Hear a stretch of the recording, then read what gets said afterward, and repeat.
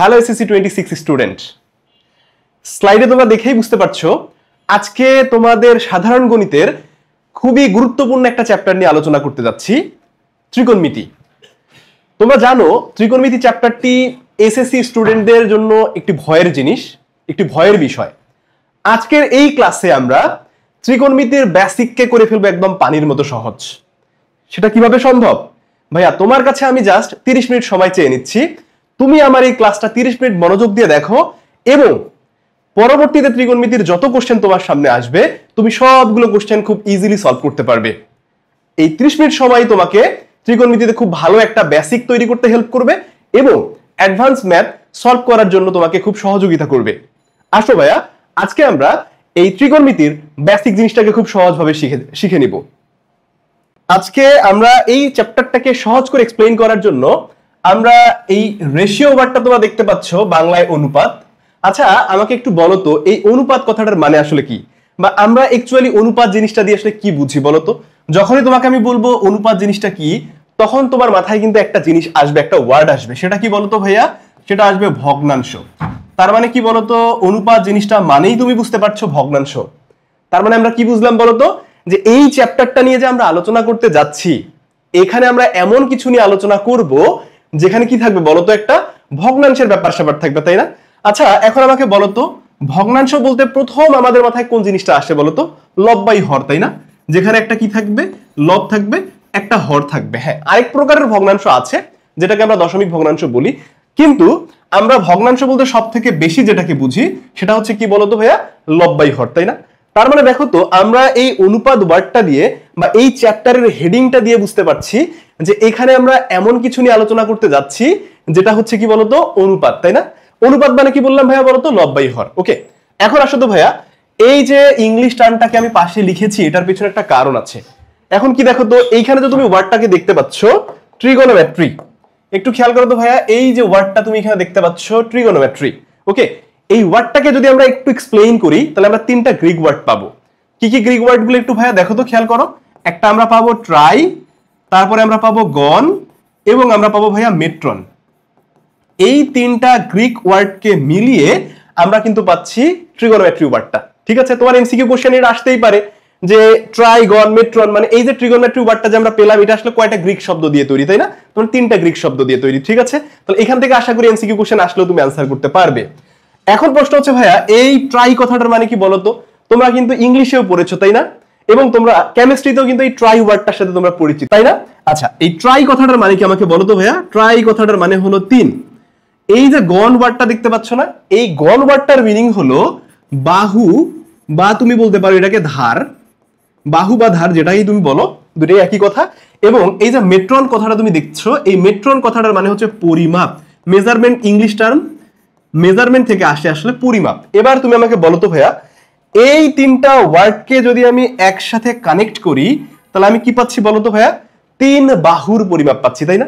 আচ্ছা এখন কোশ্চেন হলো, তুমি আমাকে এখন বলো তিন বাহু থাকে কার? অবশ্যই তুমি বলবা ভাইয়া ত্রিভুজের, তাই না? তার মানে আমি দেখো আরেকটু অ্যাডভান্স কনসেপ্টের দিকে যদি আসি, আমি এই ট্রিগোনোমেট্রি ওয়ার্ডটাকে এক্সপ্লেইন করে পেলাম যে এখানে তিন বাহুর পরিমাপের একটা ব্যাপার স্যাপার আছে। তাহলে আমার কথা হচ্ছে এখন যে ভাইয়া তিন বাহু আছে কার, বা কোন ক্ষেত্রের তিন বাহু আছে? অবশ্যই তুমি বলবা ত্রিভুজের, কারণ যার তিন বাহু থাকে তাকেই তো আমরা ত্রিভুজ বলি। তার মানে এই চ্যাপ্টারটা যে আমরা আলোচনা করব ভাইয়া, এটা হচ্ছে ত্রিভুজ রিলেটেড ব্যাপার স্যাপার নিয়ে আমরা আলোচনা করব।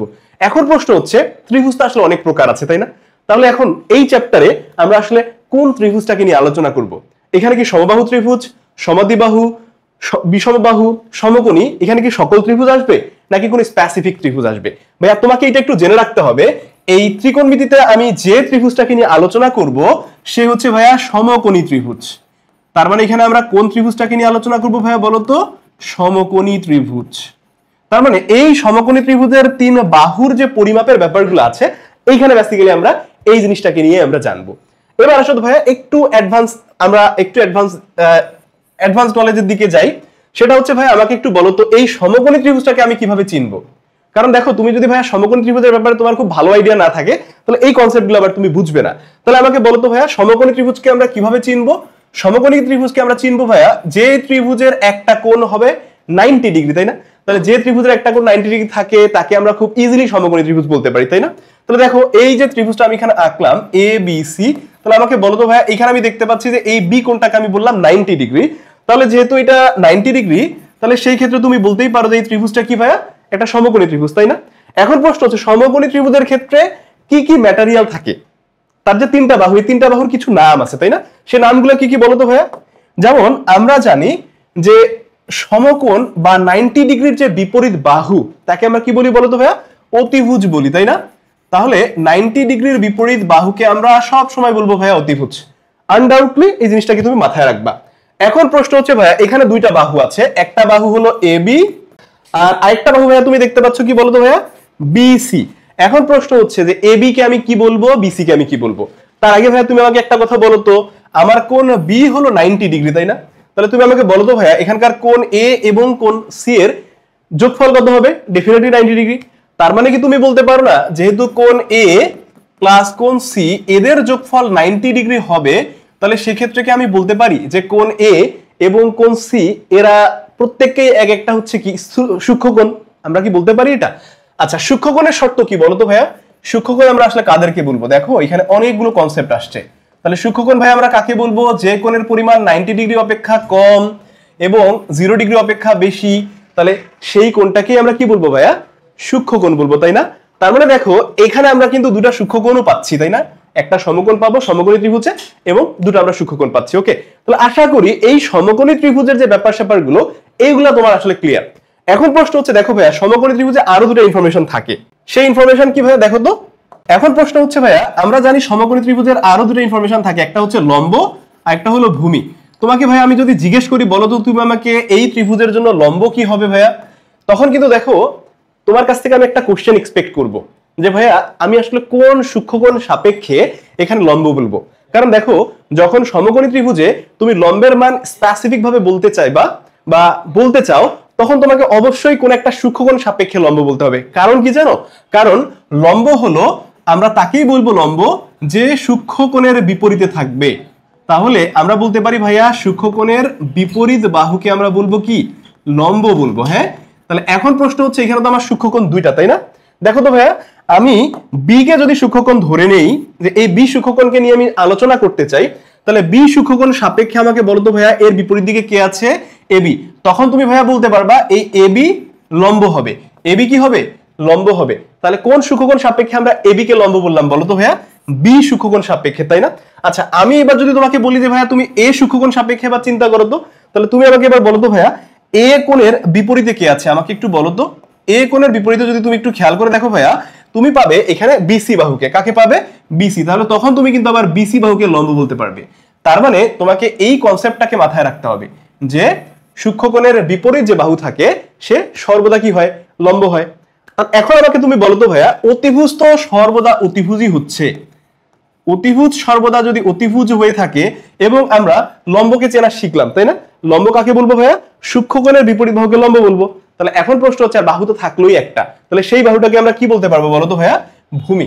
অথবা তুমি বলতে পারো যে সূক্ষ্মকোণের যে সন্নিহিত বাহু, তাহলে সন্নিহিত বাহু বলতে কি বুঝাচ্ছি ভাইয়া বলো তো? যখন তোমাকে আমি ভাইয়া এই সি কোণের কথা বললাম, তাহলে সি কোণের সাথে সন্নিহিত বাহু কে বলো তো ভাইয়া আমাকে? এই বিসি। তার মানে তুমি এই বিসি কে সি কোণ সাপেক্ষে তুমি বলতে পারো সন্নিহিত বাহু, যেটাকে তুমি ভূমি হিসেবে বলতে পারো। এখন তোমার কাছে একটা কোশ্চেন আসতে পারে ভাইয়া, সেটা কি? যে আমি এখানে এই এ বি এই এসি কেও তো আমি সন্নিহিত বলতে পারি। হ্যাঁ, এসি অবশ্যই তোমার সূক্ষ্মকোণ সি এর সাপেক্ষে সন্নিহিত, কিন্তু কথা হচ্ছে ভাইয়া এসি এর তো স্পেসিফিক পরিচয় আমরা আগেই জেনে গেছি। সেটা কি বলতো?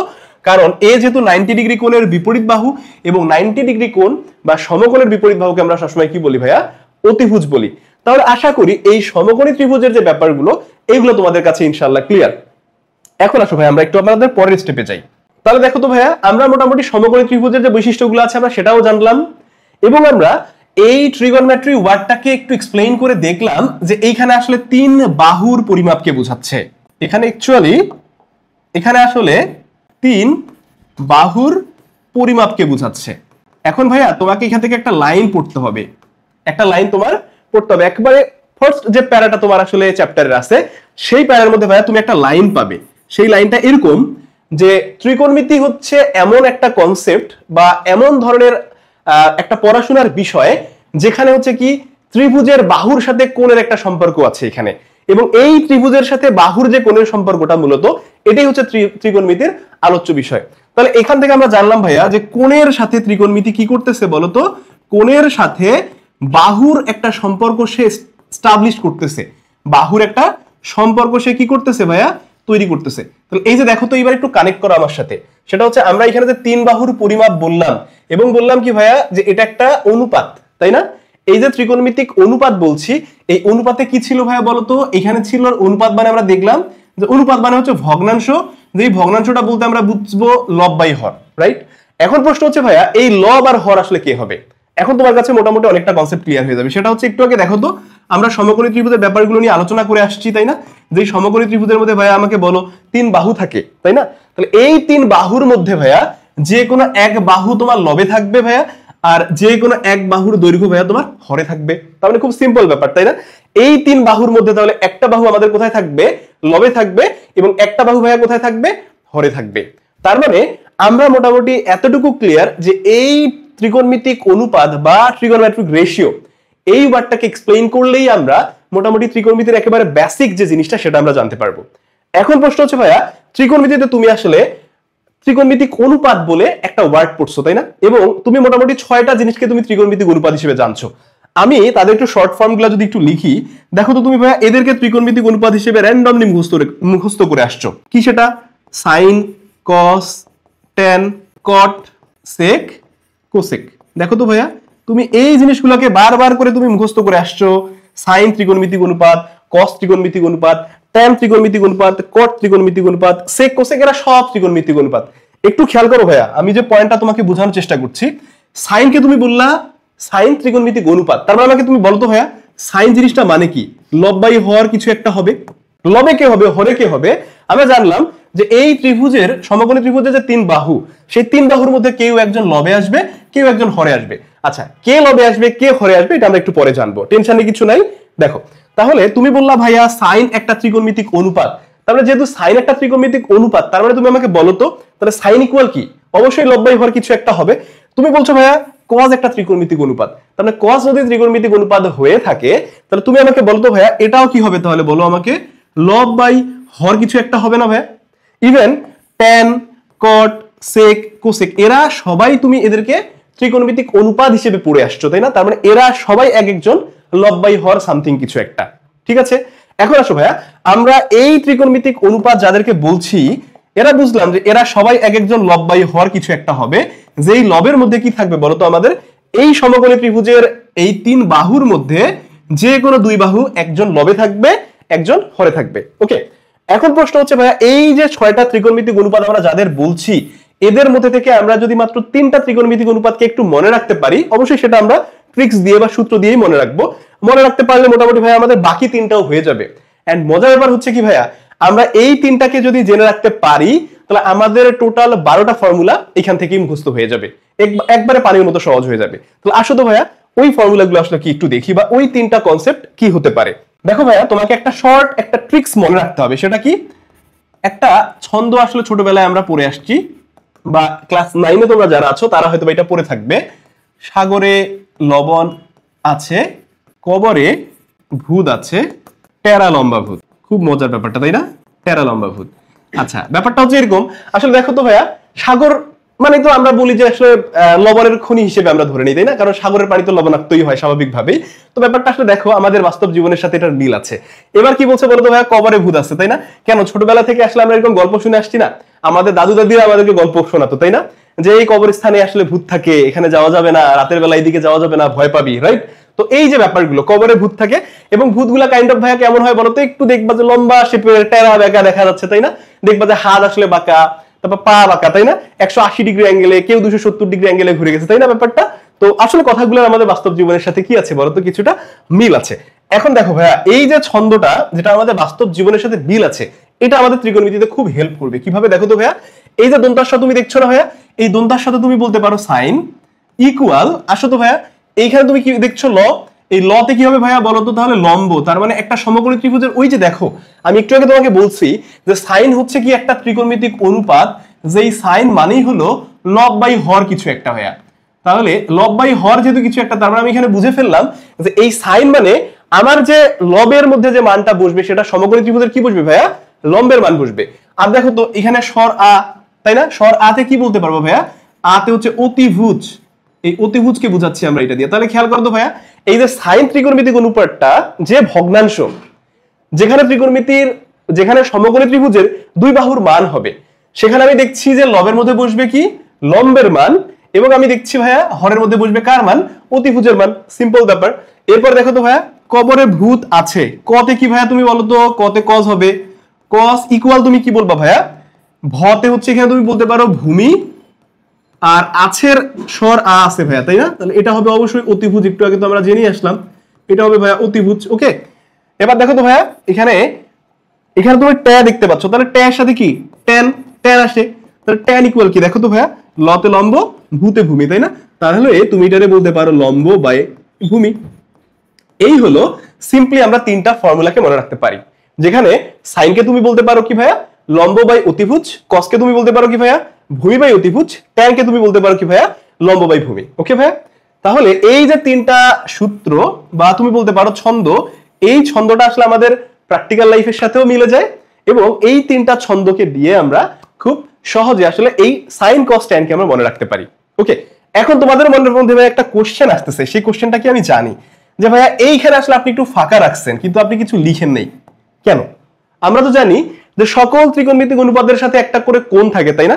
এক্স্যাক্টলি ভাইয়া, এই জিনিসটা তোমার আমি বুঝাবো জন্যই এটা আসলে ফাঁকা রাখছি।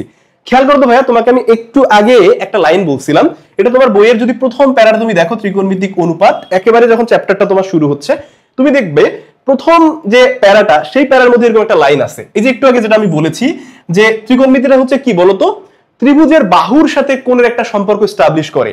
তাহলে কার সাথে ভাইয়া বলতো, বাহু প্লাস কোণের মধ্যে একটা সম্পর্ক এস্টাবলিশ করতেছে ত্রিকোণমিতি। তাহলে এখন প্রশ্ন হচ্ছে ভাইয়া, এই যে সাইন যে আমি লিখলাম, আচ্ছা আমি ধরো সমকোণী ত্রিভুজের ক্ষেত্রে আমি জানি যে আমার অতিভুজটা কে হবে, আমরা জানি যে সমকোণের বিপরীত বাহুকে আমরা অতিভুজ বলবো ভাইয়া, তাই না? তার মানে এইখানে যে আমার এসি অতিভুজ হবে, এটাতে আসলে আমার কোনো সন্দেহ নাই। কিন্তু ভাইয়া তোমার আমি যদি এখন জিজ্ঞেস করি, তুমি আমাকে বলো তো ভাইয়া এখানে লম্বের মানটা কি হবে, তাহলে তোমার কাছে কি কোশ্চেন আসবে ভাইয়া বলো তো? আমি এখানে যে লম্ব বলবো, এই যে সমকোণী ত্রিভুজ, আমি এই সমকোণী ত্রিভুজ থেকে যে আমি লম্ব বলবো ভাইয়া, তাহলে লম্বটা আমি আসলে কোন সূক্ষ্মকোণের সাপেক্ষে বলবো, তাই না? এই তো এই জন্যই ভাইয়া এই জায়গাটা আমি ফাঁকা রাখছি। তার মানে ভাইয়া তোমাকে যখন আমি বলবো এই সি সূক্ষ্মকোণ সাপেক্ষে বলো, তখন তুমি বলতে পারো এখানে ভাইয়া সাইন সি। দেখো খেয়াল করো, তাহলে সাইন সি যখন আমি তোমাকে বললাম ভাইয়া, তখন তুমি এখানে ইকুয়াল কি বলবা বলো তো? এখন আমাকে তুমি বলো, যখন আমি তোমাকে সাইন সূক্ষ্মকোণ বলে দিলাম যে সি কে তুমি সূক্ষ্মকোণ বিবেচনা করো, তাহলে সেক্ষেত্রে এখন তুমি বুঝতেই পারছো, তাহলে সি এর বিপরীত বাহু কি ভাইয়া, এ বি। তাহলে আমরা দেখো তো জেনে আসছি সূক্ষ্মকোণের বিপরীত বাহু আমাদের সবসময় কি হয় ভাইয়া, লম্ব হয়। তারপরে তুমি আমাকে বলো তো ভাইয়া এখানে লম্বের মান কি হবে, অবশ্যই হবে এবি। এবং তোমাকে যদি আমি জিজ্ঞেস করি ভাইয়া অতিভুজ কি হবে, অতিভুজ তো কখনো ভাইয়া চেঞ্জ হয় না, তাই না? তাহলে অতিভুজের মান কি হবে ভাইয়া, এসি হবে, রাইট? এই তো খুব সিম্পল ব্যাপার। দেখো তো একটু আগে আমি যেটা তোমাকে বলেছিলাম যে এই ত্রিকোণমিতিক তোমাকে একটু আগে আমি যেটা বলেছিলাম ভাইয়া, এই যে ত্রিকোণমিতিক ওয়ার্ডের অনুপাত ওয়ার্ডটা এবং ত্রিকোণমিতিক ওয়ার্ড, এই ওয়ার্ডটাকে আমরা যদি একটু ভাঙায় বিশ্লেষণ করে একটু পড়ি, তাহলেই মোটামুটি আমাদের ত্রিকোণমিতির একেবারে বেসিক জিনিসটা আমাদের মাথায় ঢুকে যাবে। এবং দেখো আশা করছি তোমাদের এই চ্যাপ্টারটা এখন অনেক বেশি ইজি লাগবে, কারণ অলরেডি ত্রিকোণমিতিক অনুপাত এই জিনিসটা কি সেটা তোমরা অলরেডি বুঝে গেছো। তাহলে ভাইয়া এখন তুমি আমাকে বলো তো, আমি এখানে যদি এখন cos a বলি, ধরো এখানে আমি সি বললাম না, আমি তোমাকে বললাম cos a, তাহলে তুমি আমাকে এবার বলো তো ভাইয়া cos a ইকুয়াল, এবার তাহলে ভূমি কে হবে ভাইয়া বলো তো? তাহলে a কে যখন আমি সূক্ষ্মকোণ হিসেবে বিবেচনা করছি, a আমার সূক্ষ্মকোণ ভাইয়া, a সূক্ষ্মকোণ হলে আমাকে বলো সূক্ষ্মকোণের বিপরীত বাহু কে ভাইয়া, BC, তাই না? তাহলে সূক্ষ্মকোণের বিপরীত বাহু যেহেতু BC, তাহলে আমাকে বলো a কোণের সাপেক্ষে আমি এটারে বলবো লম্ব, তাই না ভাইয়া? এটারে কি বলবো আমরা, এটারে সূক্ষ্মকোণ a এর সাপেক্ষে বলবো আমরা লম্ব। তাহলে আমার ভূমির মান কি হবে বলো তো? অবশ্যই ভাইয়া তাহলে ভূমি হবে AC, কারণ অতিভুজ AC তো অলওয়েজ অতিভুজই থাকবে। তার মানে আমাদের ভূমির মান হবে এখানে কি ভাইয়া বলো তো, AB, কারণ এই যে আমাদের হচ্ছে সূক্ষ্মকোণের বিপরীত বাহু তো আমাদের লম্ব, তাহলে যেহেতু আমাদের সূক্ষ্মকোণের বিপরীত বাহু লম্ব, তাহলে এই বাহুটাকে তখন আমি আসলে ভূমি ইজিলি বলতেই পারবো। তাহলে এখন ভাইয়া তুমি আমাকে কোশ্চেনের আনসার দাও, এখানে আমি যদি তোমাকে tan c বলি, তাহলে সেই ক্ষেত্রে এই মানটা কি হবে, এটা তুমি একটু নিজেই ট্রাই করো, আশা করি তুমি এটা পারবে। এবার আসো ভাইয়া, আমরা এখান থেকে এবার একটু আগে আমরা বলেছিলাম যে আমরা এই তিনটা ফর্মুলা বা এই তিনটা কনসেপ্টকে যদি আমরা শিখে যাই তাহলে সেক্ষেত্রে আমরা টোটাল কতগুলো ফর্মুলা শিখতে পারবো ভাইয়া? টোটাল 12টা ফর্মুলা শিখতে পারবো, তাই না? ইন্টারেস্টিং। আসলে কিভাবে শিখবো আসো এবার দেখি। আমরা দেখো অলরেডি আমরা সাইন শিখেছি, সাইন থিটা বললাম, আমি সূক্ষ্মকোণ হিসেবে থিটা ধরে নিলাম আমরা। সাইন থিটা ইকুয়াল আমরা একটু আগে কি শিখে আসছি ভাইয়া বলতো? লম্ব বাই ওই যে সাগরে লবণ অনেক, একটু চিন্তা করো সাগরে লবণ আছে বা অনেক, লম্ব বাই তাহলে কি হবে ভাইয়া? অতিভুজ, তাই না? আচ্ছা আমরা সাইন একটু আগে শিখে আসছি ভাইয়া।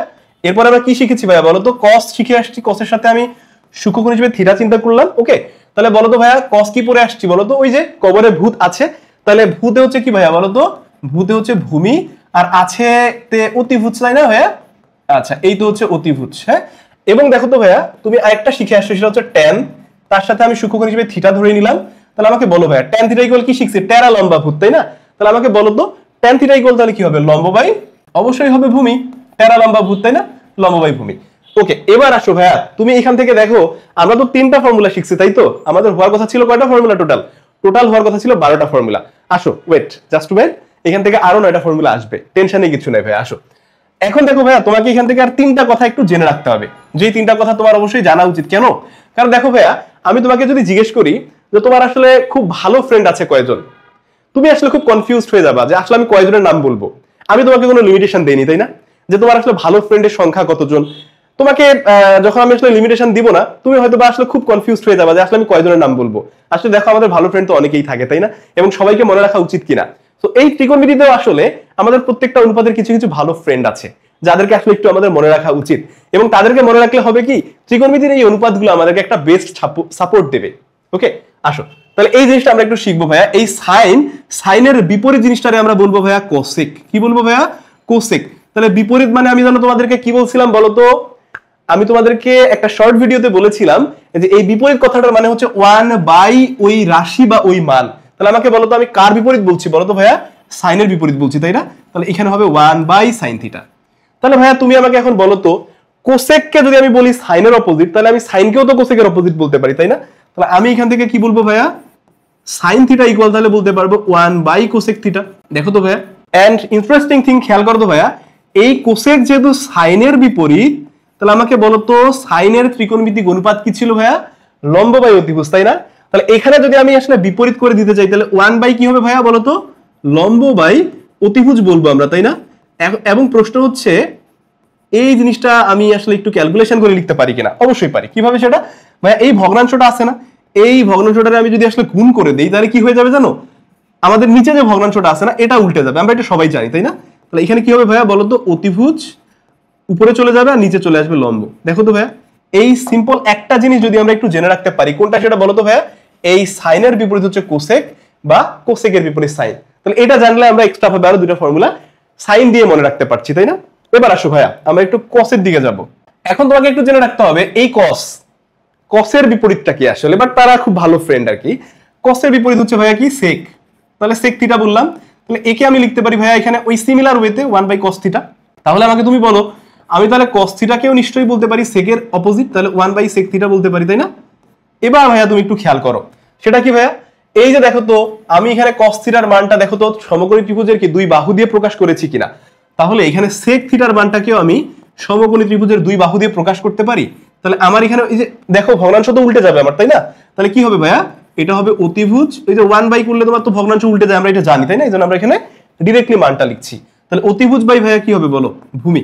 এই তো সিম্পল। দেখো এখানে আবার আমাদের 4টা ফর্মুলা হয়ে গেল, এবং শুধু আমরা cos দিয়েই শিখলাম এই 4টা আবার, তাই না? এবার আসো ভাইয়া এবার ট্যানের দিকে যাওয়া যাক, কারণ ট্যানের দিকে না গেলে তো আবার ট্যান মন খারাপ করবে, তাই না?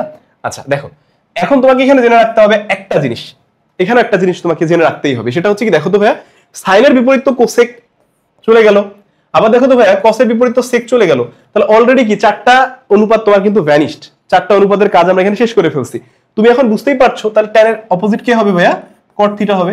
তাহলে cot থিটাকে আমরা লিখতে পারি 1/tan থিটা। তাহলে বলো কনভার্স বিপরীত ভাবে আমরা আসলে কি বলতে পারি বলো তো? এটা আমরা বলতে পারি tan theta equal 1/cot theta. তাহলে এখন প্রশ্ন হচ্ছে আমি cot থিটাকে সমকোণী ত্রিভুজের যদি বাহুর অনুপাত দিয়ে ভাইয়া প্রকাশ করতে চাই, তাহলে দেখো তো বাহুর অনুপাত এখানে কি? লম্ব বাই ভূমি। তাহলে এটাকেও জাস্ট আমরা যদি উল্টাই দেই তাহলে ভূমি বাই কি হবে ভাইয়া? লম্ব। এটাকে আমরা বলতে পারবো cot থিটার ত্রিকোণমিতিক অনুপাত, বা cot এর সাথে সমকোণী ত্রিভুজের বাহুর সাথে বাহুর সম্পর্ক, তাই না? কট থিটাকে আমরা বলতে পারি কি বাহুর যে সম্পর্ক, সেটা মোটামুটি আমাদের এখানে প্রকাশ হয়ে গেল। দেখো তো ভাইয়া, তোমাকে আমি শুরুতে বলেছিলাম যে এই যে তিনটা কনসেপ্ট আমাদের কি কি ছিল, সাইন, কস এবং ট্যান, এই তিনটা দিয়ে আমরা টোটাল কয়টা ফর্মুলা শিখবো ভাইয়া?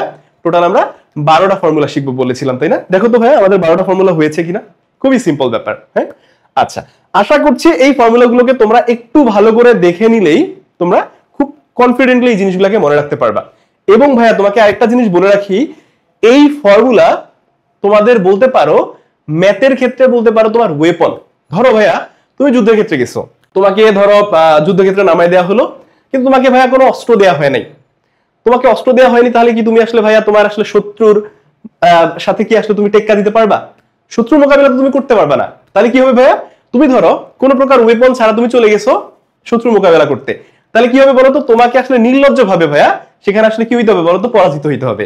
তার থেকে বেটার হচ্ছে কি বলতো, আমাদের আসলে ওয়েপন নিয়ে একটু লেট করে হলেও আমাদের ওয়েপন নিয়ে আসলে শত্রুর মোকাবিলা করা উচিত, তাই না? তো আমি সবসময় একটা জিনিস বলি, ম্যাথের ক্ষেত্রে ভাইয়া আমাদের ফর্মুলাগুলো হচ্ছে ওয়েপন, যেই ওয়েপন ছাড়া আমি ম্যাথের একটা লাইন সামনের দিকে আগাতে পারবো না। আশা করছি এই জিনিসগুলোকে তোমরা একটু দেখলেই খুব ইজিলি মনে রাখতে পারবে।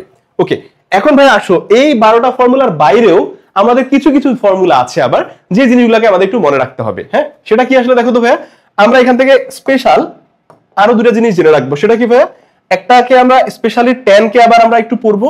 ট্যান থিটা ইকুয়াল কি ভাইয়া বলো তো, একটু আমাদের এটা একটু জেনে রাখতে হবে, sine theta by cos theta. Okay, এবার তুমি আমাকে একটু বলো তো ভাইয়া, ট্যানের বিপরীত যেন কে, আমরা একটু আগে জেনে আসছি ভাইয়া ট্যানের বিপরীত কে ছিল ভাইয়া, কট ছিল, তাই না?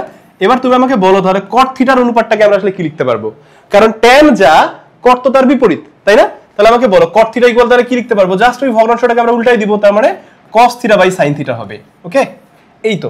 এবার আসো ভাইয়া, তোমার আমি যে কথাটা এবার বলবো খুবই গুরুত্বপূর্ণ একটা কথা। তুমি বলতে পারো যে ত্রিকোণমিতির ক্ষেত্রে এই জিনিসটা তোমার এমন বেশি হেল্প করবে যে তুমি ত্রিকোণমিতির আসলে যে কোনো ম্যাথ খুব ইজিলি সলভ করতে পারবে। সেটা কি, আসো ভাইয়া তোমাকে একটু জেনে রাখতে হবে, এই সাইন এবং কস এই দুটা জিনিসকে আমি সবসময় বলি ত্রিকোণমিতির একেবারে বেস, বা আমি একেবারে রুট বলি এদেরকে। আচ্ছা, এখন প্রশ্ন হলো ভাইয়া, তোমার কাছে এখন কোশ্চেন আসতেছে যে আসলে কেন এমনটা, তাই না? খুব বেশি ইন্টারেস্টিং একটা ব্যাপার। হ্যাঁ, এদেরকে আসলে আমি আমার ভাষায় বলি একেবারে বেস বা আসলে রুট বলি। কেন রুট বলি, ওয়েট একটু খেয়াল করো, তবেই তুমি বুঝবে যে কেন সাদ ভাই এই দুটা অনুপাতকে সাইন এবং কসকে কেন আসলে ত্রিকোণমিতির রুট বলে। দেখো তো ভাই, একটু চিন্তা করো, এই যে সাইন থিটা, আমাকে বলো তো ভাইয়া সাইন থিটা থেকে আমি আসলে কোথায় যেতে পারি বলো তো ভাইয়া, সাইন থিটা থেকে কিন্তু চাইলেই আমি কোসেক থিটায় যেতে পারি। কেন ভাইয়া বলো তো, কারণ সাইনের বিপরীত কে ছিল ভাইয়া, কোসেক ছিল। ওকে, এবার তুমি আমাকে একটু বলো তো ভাইয়া, তাহলে কস থিটা এটা থেকে আবার আমি কোথায় যেতে পারি ভাইয়া বলো তো, সেক থিটাতে যেতে পারি। কেন ভাইয়া, কারণ কসের বিপরীত যেহেতু ছিল সেক, তার মানে কসের সাথে সেকের একটা ডাইরেক্ট কানেকশন আছে। এবং দেখো তো ভাইয়া, মাত্র আমরা জেনে আসলাম ট্যান থিটা ইকুয়াল কি ভাইয়া বলো তো, sine theta by cos theta, তাই না? আবার ভাইয়া তুমি আমাকে বলো তো একটু কট থিটা ইকুয়াল কি ভাইয়া, কারণ কট থিটা ইকুয়াল তুমি অলরেডি জেনে আসছো cos theta by sine theta. এবার খেয়াল করো তো একটু ভাইয়া, এই সাইন এবং কস একটু খুব মনোযোগ দিয়ে একটু খেয়াল করো। দেখো তো ভাইয়া, এই যে সাইন এবং কস এই দুটা থেকেই আমি দেখো তো সাইন থেকে কোসেকে যেতে পারতেছি, কস থেকে আমি সেকে যেতে পারছি, তাই না? আবার খেয়াল করো ভাইয়া, এই সাইন এবং কসকে ইউজ করে ভাইয়া আমি ট্যানের মান বের করতে পারি, তাই না? আবার খেয়াল করো ভাইয়া, সাইন এবং কস এই দুটার আবার ব্যবহার করে আমি কিন্তু কটেরও মান বের করতে পারছি। তার মানে ঘটনাটা কি ঘটলো বলো তো ভাইয়া, এই যে সাইন এবং কস ভাইয়া এই যে ত্রিকোণমিতিক অনুপাত দুইটাকে ব্যবহার করে আমি বাকি যে চারটা ত্রিকোণমিতিক অনুপাত কি কি ভাইয়া বলতো, ট্যান, কট, সেক, এরপরে কি ভাইয়া বলতো, কোসেক, এই চারটা ত্রিকোণমিতিক অনুপাতের মান আমরা শুধুমাত্র সাইন কস দিয়ে সাইন কসকে ইউজ করে বের করতে পারি, তাই না? এই জন্যই ভাইয়া এই ত্রিকোণমিতিক অনুপাতকে বা এই সাইন কসকে আমি বলি ত্রিকোণমিতির একেবারে বেসিক বা রুট বা বেস। এবং এই দুটো জিনিসকে ইউজ করলে তুমি ত্রিকোণমিতির আসলে অনেক ম্যাথ সলভ করতে পারবে। এবার আসো ভাইয়া, আমি একটু আগে তোমাদেরকে বলেছি যে যুদ্ধক্ষেত্রে যেতে গেলে আমাদের আসলে কি লাগবে বলতো ভাইয়া, আমাদের ওয়েপন লাগবে, তাই না? অস্ত্র শস্ত্র ছাড়া আসলে যুদ্ধক্ষেত্রে যাওয়া ব্যাপারটা আসলে নিজের মান সম্মান হারানোর মতো, তাই না বিষয়টা? তো ত্রিকোণমিতিতেও ব্যাপারটা হচ্ছে এরকমই, শুধু ত্রিকোণমিতি না, পুরো ম্যাথের ক্ষেত্রেই ব্যাপারটা হচ্ছে এরকম। আমি যত ভালো ফর্মুলা মনে রাখতে পারবো, তত ভালো ম্যাথ আমি ডেলিভার করতে পারবো, আমি তত ভালো ম্যাথ ক্যালকুলেশন করতে পারবো। এবার আসো ভাইয়া, এই ত্রিকোণমিতিতে আমাদের আর মাত্র তিনটা মেইন ফর্মুলা আছে, যেই তিনটা মেইন ফর্মুলা দিয়ে আমি টোটাল আবার 9টা ফর্মুলা আসলে আমি শিখতে পারবো। এবং এই ফর্মুলাগুলো এতটাই গুরুত্বপূর্ণ, তোমরা যারা সায়েন্সের স্টুডেন্ট এবং যাদের তোমাদের হায়ার ম্যাথ আছে, তোমরা জানো হায়ার ম্যাথের চ্যাপ্টার 8এও ত্রিকোণমিতি আছে, তাই না? এবং এই জিনিসগুলো ভাইয়া আমি যেগুলো নিয়ে তোমাদের সাথে আলোচনা করেছি অলরেডি, এই সব কিছু তোমাদের ত্রিকোণমিতি হায়ার ম্যাথ চ্যাপ্টারে আসলে ব্যবহার করতে হবে। তার মানে কি তোমার একটা কাজ একটু এগিয়ে থাকলো। ওকে ভাইয়া, এবার আসো তাহলে আমরা ত্রিকোণমিতিতে ওই যে মেইন ফর্মুলাগুলোর কথা বললাম তিনটা, সেই ফর্মুলাগুলো একটু আমরা দেখবো। কি কি সেগুলো ভাইয়া দেখো তো। Sine square theta plus cos square theta এটা ইকুয়াল 1। এখন ভাই আসো, টেনশন নেই, কিছু নাই, এই ফর্মুলাটা ইকুয়াল 1 এটা আসলে কিভাবে হয়, এই তো কোশ্চেন। ওকে, এটা আমরা প্রমাণ করে দেখাবো যে আসলে sine square theta plus cos square theta equal 1 হয় কিনা। এবং কেন প্রমাণ করবো জানো? কারণ এখন তোমাদের ভাইয়া শর্ট কোশ্চেন আছে, এবং শর্ট কোশ্চেনের মধ্যে অনেক সময় দেখা যায় যে তোমারে বলে যে তুমি জ্যামিতিক পদ্ধতিতে প্রমাণ করে দেখাও যে sine square theta plus cos square theta equal 1। So টেনশনে কিছু নাই, এটা আমরা সলভ করে দেখাবো ইনশাআল্লাহ। ওকে, এখন আসো ভাইয়া বাকি যে আরো দুটো মেইন ফর্মুলা আছে আগে সেগুলোকে একটু লিখি আমরা। সেটা কি, একটা ফর্মুলা হচ্ছে cosec square theta minus cot square theta এটা ইকুয়াল 1। তাহলে এটা একটা মেইন ফর্মুলা। এবং ভাইয়া তোমার আমি বলি টেনশনে কিছু নাই, তোমার আমি 9টা ফর্মুলার কথা বলছি, সো তুমি কি একটু টেনশনে আছো? টেনশনে কিছু নাই ভাইয়া, ওই ফর্মুলাগুলো আসলে খুব ইজিলি তুমি মনে রাখতে পারবা। এবং এই যে তিনটা যে ফর্মুলার কথা আমি বলছি, আমি দুটো অলরেডি লিখেছি, এবং থার্ড ফর্মুলাটা এগুলো তুমি ইজিলি ভাইয়া মনে রাখতে পারবে। ওকে, থার্ড ফর্মুলাটা কি তাহলে একটু ভাইয়া দেখি তো। থার্ড ফর্মুলাটা হলো sec square theta minus tan square theta এটা ইকুয়াল 1। ওকে ভাইয়া, এই হচ্ছে আমাদের ত্রিকোণমিতির সব থেকে গুরুত্বপূর্ণ তুমি বলতে পারো যে তিনটা মেইন ফর্মুলা, যেগুলোকে ইউজ করে আমি ত্রিকোণমিতির সমীকরণ সমাধান করব, যেগুলোকে ইউজ করে আমি ত্রিকোণমিতির বাম পক্ষ ডান পক্ষের যে প্রমাণগুলো থাকবে সেই প্রমাণগুলো আসলে আমরা সলভ করব। ওকে, এবার আসো ভাইয়া, তোমাকে এবার আমি এই তিনটা ফর্মুলা কিভাবে তুমি মনে রাখবে সেই পলিসিটা তোমাকে আমি একটু বলি। একটু খেয়াল করো তো ভাইয়া, একটু আগে তোমাকে আমি একটা কথা বলেছিলাম, কি বলেছিলাম ভাইয়া বলো তো, যে এই সাইন এবং কস এটা হচ্ছে কি ত্রিকোণমিতির একেবারেই আমি বলছি কি বেসিক, বা একেবারে তুমি বলতে পারো রুট, বা একেবারে বেস, তাই না? তার মানে যেহেতু এরা রুট, গাছের রুট বা শিকড়, এরা কোথায় থাকে বলো তো? মাটির নিচেই থাকবে, একসাথেই থাকে, তাই না? গাছের যতগুলো আসলে তোমার হচ্ছে শিকড় আছে সব কোথায় থাকবে? মাটির নিচেই তো থাকবে, এবং তারা সবাই একসাথেই তো থাকবে, তাই না? একই জায়গায় থাকবে। তার মানে এই যে ত্রিকোণমিতিতে তুমি খেয়াল করো ভাইয়া, এই জন্য সাইন স্কোয়ার আর কজ স্কোয়ার এরা কিন্তু একসাথেই আছে। এবং তুমি খেয়াল করো এই সাইন স্কোয়ার আর কজ স্কোয়ারকে তুমি যদি মাথায় রাখতে পারো যে এরা একসাথে থাকবে, এবং এদের উপর স্কোয়ার যদি ইন্ডিভিজুয়াল করি, তাদের দুজনকে যদি আমি আবার প্লাস করে দিই তাহলে এটা হবে 1। আমার মনে হয় তোমার এটা আসলে মনে রাখা খুব একটা কঠিন কিছু হবে না। এবার আসো ভাইয়া, তাহলে এই পরের ফর্মুলাগুলো আসলে আমি ভাইয়া কিভাবে তাহলে মনে রাখবো একটু খেয়াল করো তো ভাইয়া। এখানে আছে সি, এখানেও আছে সি, রাইট? তাহলে তুমি মনে রাখবা একটু সি সি এই ফর্মুলা। হ্যাঁ, সি সি কি করলো, তাই না? আমার একটা ফ্রেন্ড একটা খারাপ কাজ করে ফেলছে, তাই না? সি সি অমুক ফ্রেন্ড, আসলে এটা তুই কি করলি, এই সি সি। হ্যাঁ, এটা মনে রাখবা সি সি। ওকে, সি সি সি, তাই না? আচ্ছা দেখো এই যে সি সি, এখন তোমার কাছে ভাইয়া প্রশ্ন আসতে পারে সি কে ভাইয়া দেখো তো, সি তে হচ্ছে কোসেক আর সি তে কি ভাইয়া কট। এখন তোমার কাছে কোশ্চেন আসতে পারে ভাইয়া সি তে তো কসও আছে। ভাইয়া অলরেডি তো আমি তোমারে বলছি যে সাইন আর কস একেবারে রুট জিনিস, তাই না ত্রিকোণমিতির? সো এরা দুজন একসাথেই থাকবে। তারপরে কস তো অলরেডি অমিটেড, কসকে তো আমি অলরেডি বাদ দিয়ে দিব, তাই না? কস কি নিয়ে আর আমি চিন্তাই করব না, আমি ধরে নিব যে আমার জগতে এখন আর কস বলে কিছু নাই। তাহলে কি থাকছে বলতো, সি দিয়ে দুইটা অনুপাতই থাকবে, তাই না? কস বাদ চলে গেলে ত্রিকোণমিতিতে সি দিয়ে দুইটা, আমাদের দুইটা ত্রিকোণমিতিক অনুপাতই থাকে। কি কি ভাইয়া? একটা কোসেক, একটা হচ্ছে কট। তাহলে এরা দুজন কি থাকবে? একসাথে থাকবে। এবং খেয়াল করো তো ভাইয়া, সবগুলো ফর্মুলাতে তুমি যদি একটু খেয়াল করে দেখো, তুমি দেখবে সবগুলো ফর্মুলাতে কিন্তু আমাদের আসলে স্কোয়ার আছে। একটু খেয়াল করো তো ভাইয়া, প্রত্যেকটা ত্রিকোণমিতিক অনুপাতের উপরেই কিন্তু ইন্ডিভিজুয়াল একটা করে স্কোয়ার আছে। সো এটা তোমার চেনা খুব একটা কঠিন কিছু হবে না, কারণ সবগুলোতেই যেহেতু স্কোয়ার আছে। এবং তোমাকে এখানে একটু মনে রাখতে হবে, শুধুমাত্র সাইন কস এই দুটো অনুপাত যখন একসাথে থাকবে, এদের স্কোয়ার দুটার যোগফল, এইখানে দেখো যোগফল, এটা কিন্তু ইকুয়াল 1। কিন্তু এইখানে যদি তুমি একটু খেয়াল করো ভাইয়া, এদের মাঝখানে কিন্তু আছে মাইনাস। সো এভাবে তুমি মনে রাখতে পারো চাইলে। এবার আসো তো ভাইয়া, এখন আমি বুঝলাম ভাইয়া যে সি সি একসাথে থাকবে, কিন্তু এই সি এর মধ্যে কোসেক এবং কট এদের দুটোর মধ্যে কে সামনে থাকবে? মানে এই যে দেখো একটা যেহেতু মাঝখানে মাইনাস, তাহলে এখন প্রশ্ন হচ্ছে যে কোসেক সামনে থাকবে নাকি কট সামনে থাকবে, এইটা নিয়ে একটা কনফিউশন স্টুডেন্টদের মধ্যে আসে। কনফিউশন ভুলে যাও, ওয়েট। এবার আসো ভাইয়া, এইখানে এই দুটার মধ্যে আসলে কে প্রথমে আসবে, কাকে আমি প্রথমে লিখে মাঝখানে মাইনাসটা দিব, এই তো বিষয়। এবার আসো তো ভাইয়া, তুমি আমাকে বলো ত্রিকোণমিতিতে সবার আগে আসলে আমরা কোন ত্রিকোণমিতিক অনুপাত পড়ে আসি? সাইন, তাই না ভাইয়া? তাহলে সাইন যেহেতু সবার আগে আসছে, তুমি আমাকে বলো তো ভাইয়া সাইনের বিপরীত কে ভাইয়া? কোসেক, তাই না ভাইয়া? সাইনের বিপরীত কি? কোসেক। তাহলে যেহেতু সাইনের বিপরীত কোসেক ভাইয়া, তাহলে তুমি এখন আমারে বলো তো, তাহলে সাইন তো অলরেডি দিকে চলে আসছে, তাহলে এই কোসেক কট যখন একসাথে থাকবে তখন কার অ্যাকসেপ্টেন্স বা গ্রহণযোগ্যতাটা বেশি থাকা উচিত? নরমাল কমন সেন্স থেকে সেটা অবশ্যই কোসেকের। এই জন্য ভাইয়া কোসেকটা আগে থাকবে। এটা কোনো ফর্মুলা না, জাস্ট তোমার মনে রাখার জন্য আমি তোমার ট্রিক্স হিসেবে বললাম এটা। ওকে ভাইয়া, তাহলে তোমার কাছে এখন কনফিউশন ক্লিয়ার? তাহলে এখন আবার কোসেক সামনে থাকবে, দেন কট থাকবে, তাই না? এখন দেখো তো ভাইয়া, এইখান থেকে আমি চাইলে আরো দুটো ফর্মুলা লিখতে পারবো। আবার দেখো এই যে সাইন কজ যেটা আছে, এখান থেকেও চাইলে আমি আবার দুটো ফর্মুলা লিখতে পারি। কিভাবে? আসো, ধরো আমি সাইন স্কোয়ারটাকে আমি বাম পক্ষেই রাখলাম, রেখে আমার ডান পক্ষে আগের থেকে ছিল 1, আর আমি এদিকে কসটাকে ট্রান্সফার করে ফেললাম, তাহলে মাইনাস কজ স্কোয়ার, রাইট? দেখো ভাইয়া, এখানে আরেকটা ফর্মুলা আমরা পেয়ে গেলাম। তারপরে তুমি এই ফর্মুলাটা যদি ভাইয়া তুমি পড়ে ফেলতে পারো, মনে রাখতে পারো, তাহলে এই ফর্মুলা কি মনে রাখা তোমার জন্য খুব কঠিন কিছু হবে? নো। এবার আসো তো ভাইয়া, তাহলে আমার এখন কোশ্চেন হচ্ছে যে আমি সাইন স্কোয়ারটাকে বামে রাখলাম কেন? চাইলে কি আমি কজ স্কোয়ারটাকে আমি বামে রাখতে পারতাম না? আমি বাম পক্ষে রাখলাম, রেখে 1 মাইনাস আমি ধরে সাইন স্কোয়ারটাকে এদিকে ট্রান্সফার করবো, তাই না? দেখো তো ভাইয়া, আমি এখানে একটা ফর্মুলা পেলাম কিনা? তাহলে টোটাল কয়টা ফর্মুলা হলো? একটা, দুটা, তিনটা, তাই না? দেখো, একটা ফর্মুলা দিয়ে আমরা আরো দুটো ফর্মুলা বের করে ফেললাম। তোমার মেইন কাজ হচ্ছে আগে এই মেইন ফর্মুলাগুলোকে আগে মনে রাখা। ওকে, এবার আসো ভাইয়া এইখান থেকে, তাহলে এবার দেখো তো, তাহলে একইভাবে আমি যদি কোসেক স্কোয়ারটাকে এইদিকে রাখতে চাই, তাহলে ইকুয়াল বাম পক্ষে কোসেককে রাখলাম, তাহলে 1 প্লাস কি হবে ভাইয়া বলো? কড স্কোয়ার থিটা হবে, রাইট? সিম্পল। এবার আবার খেয়াল করো ভাইয়া, এবার আমি চাচ্ছি আমি ভাইয়া কড স্কোয়ারের ভ্যালু বের করব। আচ্ছা, এবার তো ঝামেলা হয়ে গেছে অন্য জায়গায়, কি সেটা বলো তো ভাইয়া? এবার ঝামেলাটা হলো এইখানে তো একটা মাইনাস আছে, তাই না, কটের সামনে, বাট আমি শুধু চাচ্ছি কড স্কোয়ার ইকুয়াল হোয়াট? খুব সিম্পল ব্যাপার। তারপরে তুমি এবার একটা কাজ করো ভাইয়া, কি সেটা? এই কডটারে এইদিকে পাঠাও, তাহলে শুধু কড স্কোয়ার এদিকে আসতেছে, আর এই 1টারে ভাইয়া তুমি এইদিকে নিয়ে আসো তো। মানে ক্যালকুলেশন কমানোর জন্য আমরা এই কাজটা করছি, আরো অনেক ভাবেও করা যায়, বাট আমরা ক্যালকুলেশন কমানোর জন্য এই কাজটা করব।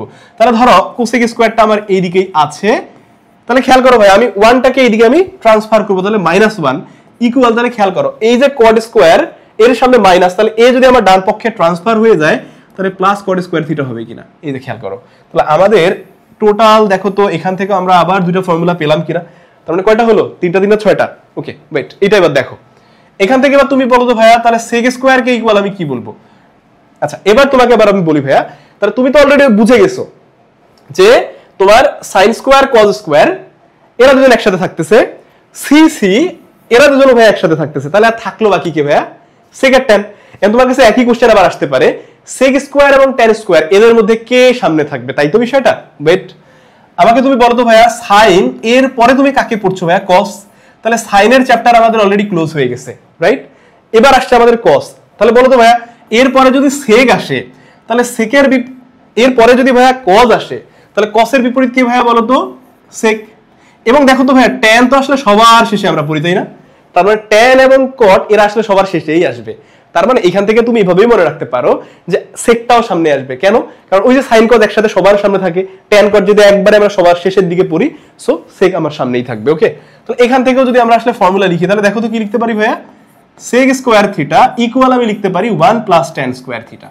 ইভেন এবার আমাকে বলো তো ভাইয়া, আমি যদি ট্যান স্কোয়ারের মান বের করতে চাই, যে ট্যান স্কোয়ারের ফর্মুলা আমি জানতে চাচ্ছি, তাহলে একই কাজ করো, তাহলে ট্যান স্কোয়ারটারে তুমি এদিকে পাঠাও ক্যালকুলেশন কমানোর জন্য, এবং 1টারে তুমি এদিকে পাঠাও, তাহলে কি হচ্ছে দেখো তো ভাইয়া?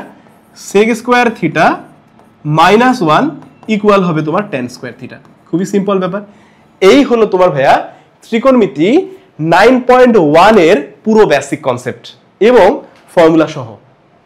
আশা করছি এই ক্লাসটি তুমি খুব মনোযোগ সহকারে যদি দেখো, ত্রিকোণমিতির বেসিক তো তোমার কাছে ক্লিয়ার হবেই। ত্রিকোণমিতিতে যতগুলো ম্যাথ আছে তোমার বেসিক এবং অ্যাডভান্স লেভেলের, এই ম্যাথগুলো সলভ করতে তুমি অনেক বেশি হেল্প পাবে এই ক্লাসের জন্যই। সবাই ভালো থাকো, সুস্থ থাকো। নেক্সট ক্লাসে ইনশাআল্লাহ আবারও দেখা হবে। আল্লাহ হাফেজ।